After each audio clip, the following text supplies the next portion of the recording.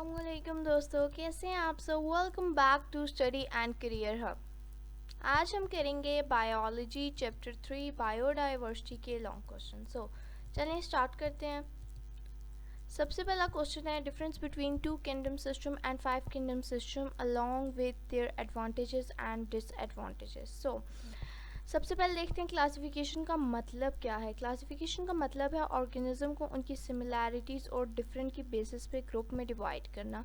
To kingdom system ये Charles Linnaeus ने 1758 में प्रपोज किया था, जिसमें सिर्फ दो किंगडम्स थे, प्लांटी और एनिमेलिया। ठीक है। Characteristic of two kingdom system, plants को ऑटोट्रोपिक माना गया था और एनिमल को हेट्रोट्रोपिक, लेकिन फंजाई और बैक्टीरिया का प्लेसमेंट गलत हो गई थी। अब आते हैं disadvantages of two kingdom system.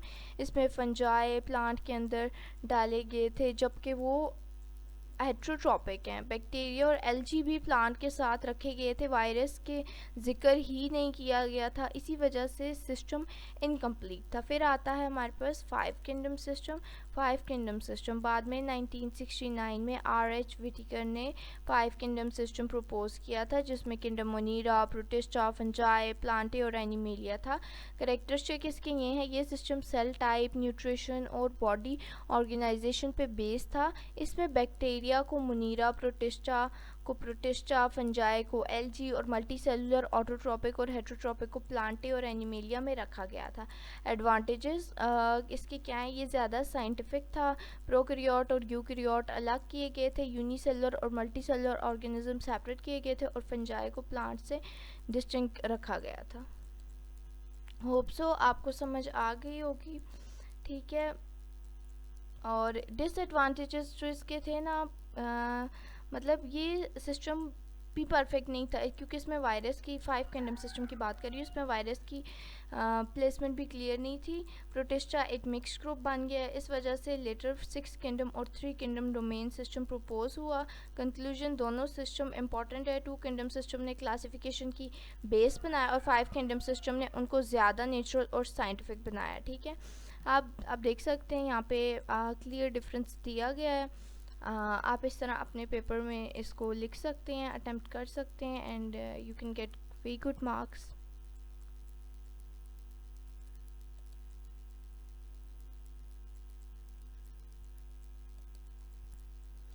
Okay, चलिए अब आते हैं नेक्स्ट क्वेश्चन पे। डिस्कस करते हैं कि टेक्सोनमी ऑफ हायरार्चिया क्या है। ठीक है। Using human as an example. Taxonomy meaning science of classification, यानी ऑर्गेनिज्म को सिस्टमेटिकली क्लासिफाई करना, नेम करना और डिस्क्राइब करना। ठीक है। Hierarchy meaning step by step arrangement, classification broad से स्टार्ट होता है और स्पीशीज़ पे एंड होता है। सबसे पहला लेवल है kingdom animalia. Human multi cellular और हेट्रोट्रॉपिक हैं, इसलिए एनिमेलिया में आते हैं। नेक्स्ट लेवल है फाइलम कॉर्डेटा। यहाँ वो सब ऑर्गेनिज्म आते हैं जिनके पास बैकबोन या नॉट कॉर्ड होता है, जैसे ह्यूमंस। ठीक है। अब आते हैं क्लास मैमल्स। मैमेलिया को मिल्क फीड कराते हैं, उनकी बॉडी पे हेयर्स होते हैं। ठीक है।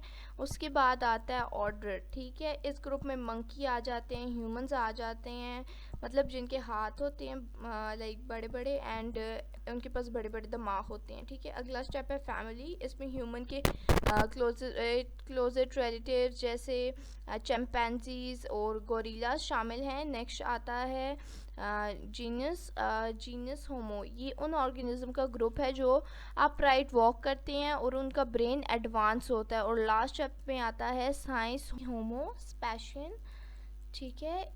इसका मतलब है वॉइस मैन और मॉडर्न, और ये मॉडर्न ह्यूमन का साइंटिफिक नेम है। स्टूडेंट, इस हायरार्चिया का फ़ायदा ये है कि हम इजीली ऑर्गेनिज्म को आइडेंटिफाई कर सकते हैं, उनके रिलेटिव्स समझ सकते हैं और एवोल्यूशन का प्रोसेस स्टडी कर सकते हैं। So remember, from kingdom of species, this is the scientific leader of classification. ठीक है।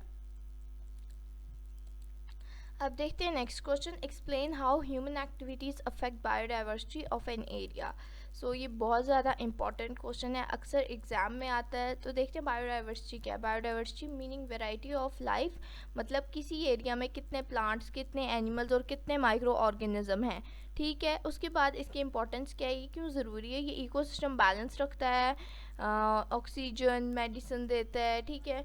उसके बाद ह्यूमन की इंक्रीज डिमांड फॉरेस्ट और नेचुरल रिसोर्सेज को डिस्ट्रॉय कर रही है, ठीक है। जब हम ट्रीज़ कट करते हैं फार्मिंग या सिटीज़ के लिए, तो एनिमल्स के घर ख़त्म हो जाते हैं, ठीक है। ज़्यादा हंटिंग और फिशिंग करने से स्पीशीज़ रैपिडली मतलब ख़त्म हो रही होती हैं, ठीक है। उसके बाद इंडस्ट्रीज़ एंड पोल्यूशन, फैक्ट्रीज़ और उसका हार्मफुल स्मोक और केमिकल्स रिलीज़ करते हैं जो एयर वाटर और सॉइल को डैमेज करता है, ठीक है। उसके बाद अर्बनाइजेशन, सिटीज़ एक्सपेंड होने की वजह से नेचुरल हैबिटेट श्रिंक कर जाते हैं। Agriculture and pesticide, excessive pesticide use insect, soil organism और बर्ड्स के लिए डेंजरस होता है। ह्यूमन एक्टिविटीज़ ग्लोबल वार्मिंग को बढ़ा रही हैं, जिस स्पीशीज़ को नेचुरल होम्स चेंज हो रहे हैं, ठीक है। जब human non native species introduce करता है ना, तो वो नेटिव स्पीशी को कंप्लीट करके डिस्ट्रॉय कर देता है, ठीक है। पाकिस्तान में snow leopard, Indus dolphin endangered हैं ड्यू टू ह्यूमन एक्शन। उसके बाद फाइनल इम्पैक्ट क्या है, अगर बायोडाइवर्सिटी ख़त्म होती है तो इकोसिस्टम कोलैप्स होंगे, फूड शॉर्टेज होगा और स्पीशी एक्सटेंड हो जाएगी। सो स्टूडेंट, कंक्लूजन ये है कि human activity directly affect biodiversity और हमें रिस्पॉन्सिबल एक्शन लेना होगा बहुत जल्दी।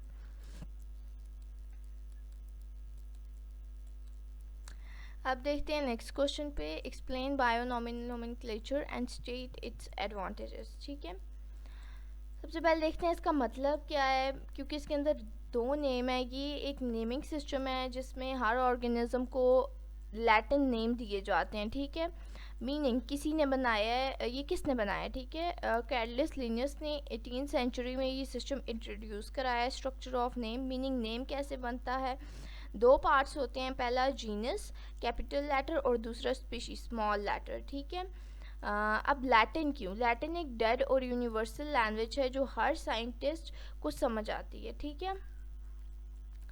अब rule of writing, meaning standard format, name italic होते हैं, जीनस पहले स्पीशीज़ बाद में लिख जाते हैं। एग्जांपल होमोस्पीशियन। एडवांटेजेस इसके क्या हैं, ठीक है। फर्स्ट, यूनिवर्सल रिकॉग्नाइजेशन, दुनिया में हर साइंटिस्ट जितने भी दुनिया में साइंटिस्ट हैं सेम नेम यूज़ करते हैं। थर्ड, शो रिलेशनशिप, जीनस से पता चलता है कि स्पीशी कितनी क्लोजली रिलेट कर रही है, ठीक है। उसके बाद फोर्थ आता है easy communication, scientist world wide easily बात कर सकते हैं। फिर फिफ्थ, साइंटिस्ट एक्यूरेसी, एग्जैक्ट और क्लियर आइडेंटिटी मिल सकती है। उसके बाद आता है नेक्स्ट शॉर्ट एंड सिंपल, सिर्फ दो वर्ड्स लॉन्ग डिस्क्रिप्शन से इजी है, ठीक है। एक बहुत लॉन्ग डिस्क्रिप्शन से दो वर्ड्स इजी हैं। उसके बाद एग्जांपल है, लाइन को हम पैंथर कहते हैं और टाइगर को पैंथर टाइग्रेस, दोनों एक ही जीनस पैंथर के हैं, ठीक है। उसके बाद फाइनल इम्पैक्ट ये है कि बायनॉमिनल नोमेनक्लेचर से क्लासिफिकेशन इजी, स्टैंडर्डाइज्ड और प्रोफेशनल होती है। सो स्टूडेंट, कंक्लूजन ये है कि बायनॉमिनल नोमेनक्लेचर एक यूनिवर्सल और साइंटिफिक टूल है जो बायोलॉजी में ऑर्डर को क्लैरिफाई करता है। क्वेश्चन पे, ठीक है, reason for extension of biodiversity world wide और पाकिस्तान में उसकी कंजर्वेशन का मैयर, ठीक है। इंपॉर्टेंस क्या है, बायोडाइवर्सिटी का मतलब है दुनिया के लिविंग ऑर्गेनिज्म की वैरायटी, ठीक है। अनफॉर्चुनेटली आज बायोडाइवर्सिटी तेज़ी से ख़त्म हो रही है, ठीक है। रीज़न क्या है, डिफॉरेस्ट्रेशन, फॉरेस्ट कटने से एनिमल और प्लांट के घर बर्बाद हो रहे हैं। सेकेंड है पोल्यूशन, एयर वाटर और सॉइल पोल्यूशन ऑर्गेनिज्म को डायरेक्टली मार देती है।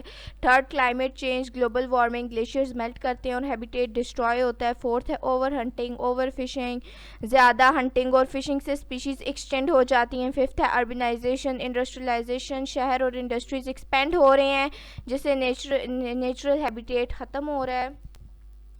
उसके बाद आता है invasive species, origin species local organism को कम्पीट करके उनको नुकसान पहुंचाती हैं। उसके बाद आता है एग्रीकल्चर एक्सपेंशन, मोनोकल्चर और पेस्टिसाइड नेचुरल डाइवर्सिटी को डिस्ट्रॉय कर देते हैं, ठीक है। Measures of Pakistan, first protected area, wild sanctuaries और नेशनल पार्क्स बनाए जाएं, ठीक है, नेशनल पार्क्स। उसके बाद सेकंड है afforestation, trees plantation programme launch किए जाएं। थर्ड आता है इंडस्ट्रीज़ और व्हीकल्स के लिए स्ट्रिक्ट लॉ बनाया जाए। Fourth sustainable hunting and fishing, illegal hunting पर बैन और फिशिंग रेगुलेट की जाए, ठीक है। उसके बाद अवेयरनेस प्रोग्राम, लोगों को बायोडाइवर्सिटी की इंपॉर्टेंस समझाई जाए। एंड नेक्स्ट आता है wild life protection law, endangered species जैसे मारहोर और इंडस डॉल्फिन के लिए स्ट्रिक्ट लॉ अप्लाई किया जाए। Seventh community participation, local people को कंजर्वेशन प्रोजेक्ट्स में इन्वॉल्व किया जाए। And last conclusion,